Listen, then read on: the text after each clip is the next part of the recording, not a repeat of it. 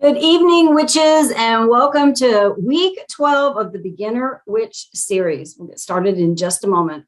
So I think what I'm going to start with is a recap. We've been on Spellwork. This is week number 4 of talking about Spellwork. In week 9, which is where we started Spellwork, we talked about how to make pre-written spells your own and practicing those. So that was in week 9. In week 10, we talked about creating rituals for your spell work.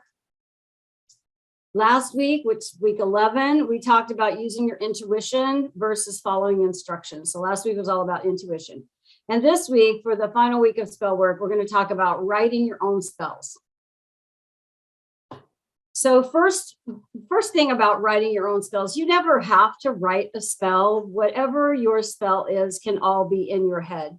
So if you never actually put words down on paper or do anything like that, if you can get in that focused state of mind where you're thinking about the outcome that you want, that is sufficient. So don't ever feel like you have to write anything down. You actually have to write out a spell. For some people, that is hard to do because there's the memorizing or you struggle with the words. I know myself, I have done that too. I feel intimidated, writing out a spell. It's like, am I doing it right? Am I saying the right word? It doesn't sound, as eloquent as some of the spells that I read in books. There's so many spell books out there, but don't ever feel like as a new witch that you ever have to write a spell. It can be right here. That's why we say the power's in the witch, because it's here and here.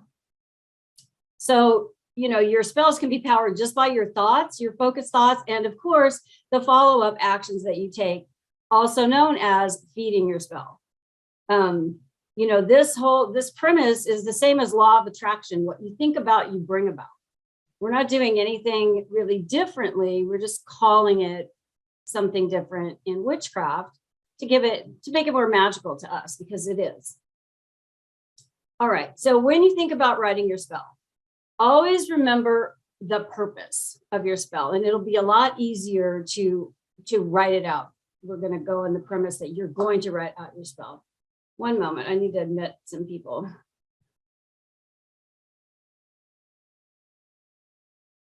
So what you're doing when you're thinking about writing your spell is, what is the outcome that you want? What are you trying to change in your life? Or what are you adding to your life? Are you removing something? Is this change internal or is it external to your world? Some internal examples might be happiness, spells for happiness or self-love, or releasing old habits or creating new habits. Those would be internal. External might be new partnerships, a new job, or money, physical items. So that's your outside world. Purpose, if you remember the purpose of your spell, purpose helps you state your magical intention. And this is the energy that your spell is built around. So purpose helps you state your intention. And this is the energy that your spell is built around. Your intention should be an outcome. So your intention when you write it should be an outcome that you believe you can have and that you deserve.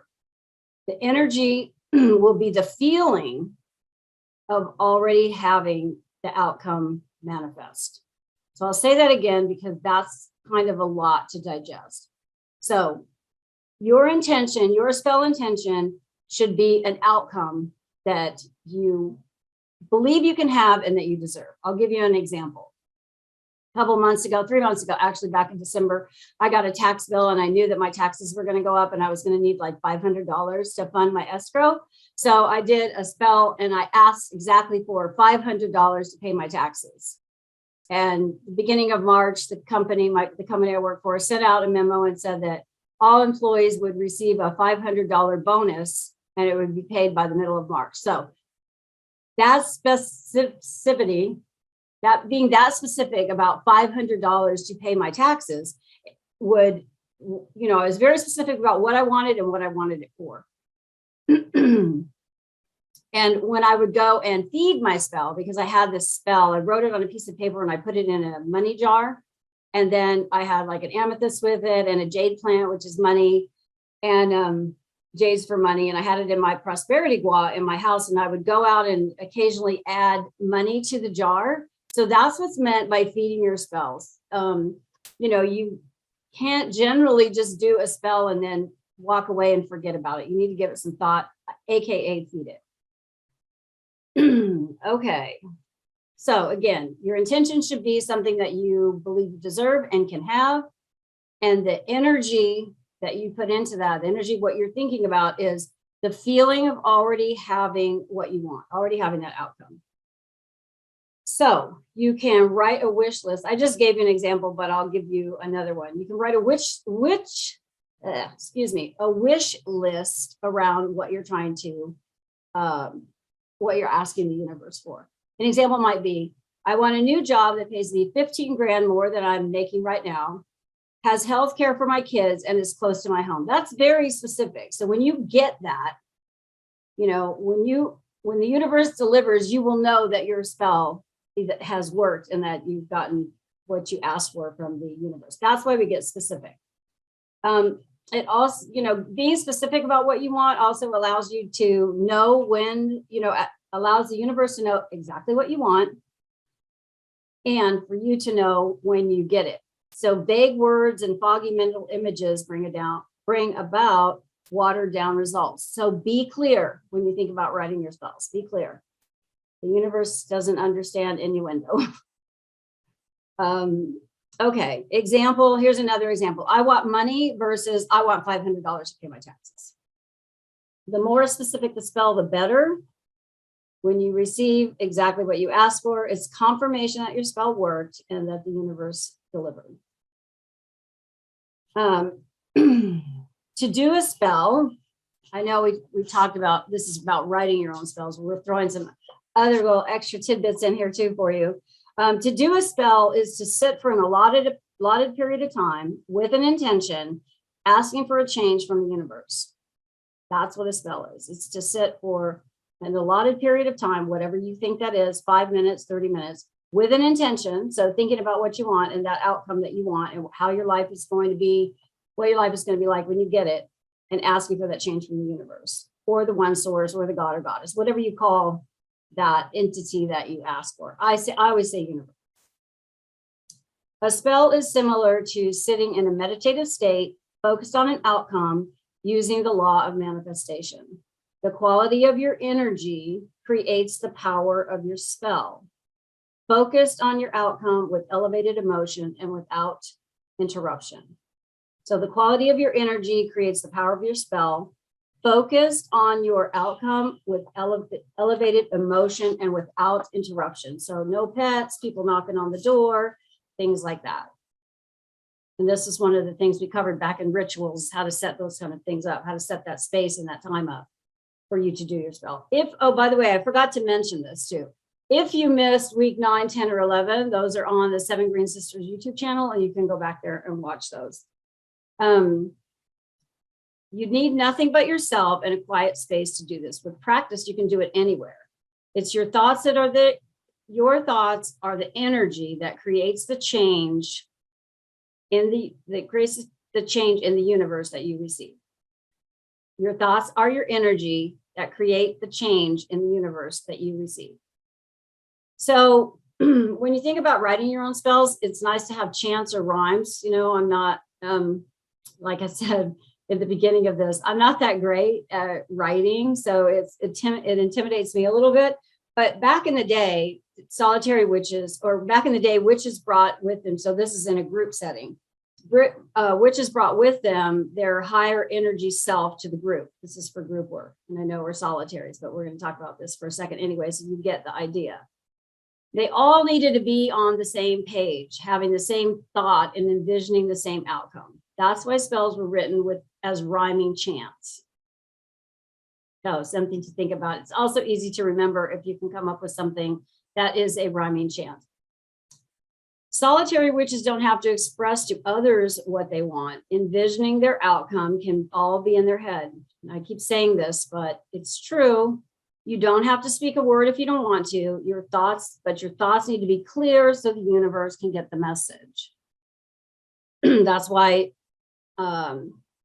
meditation works well, because it forces you to be in a quiet place and thinking about the same thing and not letting the monkey chatter of your to-do list and everything else come into your head. One key point about writing spells is to stay away from words that about something that you don't want, like make the neighbor's dog stop barking. So what the universe hears is barking. And so, so stay away. The words that you use should be statements in the affirmative or the positive. Using the energy and feelings that we talked about last week, allow yourself to feel what the outcome is like if you had what you wanted right now. So that is the, when I imagined having the $500 for my taxes, I imagined not having to worry about that. That's not the way I said that. No, I just imagined paying them with ease, having enough money to pay them. So when you think about this, what would a day in your life look like? Don't be afraid to laugh or cry as you allow yourself to follow your emotions when you're writing your spells. Okay. So at this point, now we're at actually writing the spell. At this point, you will have intuitively collected your items, picked your space, have a mental picture of the desired outcome. If it suits you, add meaningful words to keep your energy elevated. These can be very short. Example, health and wealth live inside me. I set it free, so mote it be. Health and wealth live inside me.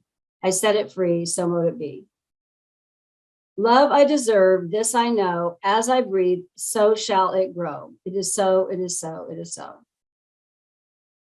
Success I seek, with all I meet, from the divine, career be mine. These are Jamie's, so she's so clever. The words you say should evoke elevated emotions. They don't have to rhyme, but chanting is easier and more enjoyable when they do. If your words don't evoke emotions, pick something that does. This could be a physical or mental image of your, Photoshop yourself in a Ferrari, or in front of your new house with a sold sign. A sigil that you create could be an empowering object. You could trace it over and over again while imagining your outcome to elevate the energy. In a releasing spell, you could watch a candle burn down. So those are all things that can evoke emotion versus if you're not going to write something. If you're not going to physically write out a spell, like the ones I just read. Whatever process you go through with Spellwork, make sure it has been to you, that you've given it, oops. I don't know what I wrote there. Oh, make sure it has meaning to you, that you've given it thought to how that means something to you. That you've given thought to how it means something to you. Example of a spell written to the tune of I'm a Little Teapot. All right, you guys will have to try to imagine this because I can't really sing it. I've tried and it doesn't work. Here's a little request, universe. I'd like a new job, so help me out. Aligned with my purpose and pays me well. I trust your word. Now I close this spell. If you can imagine that to I'm a Little Teapot.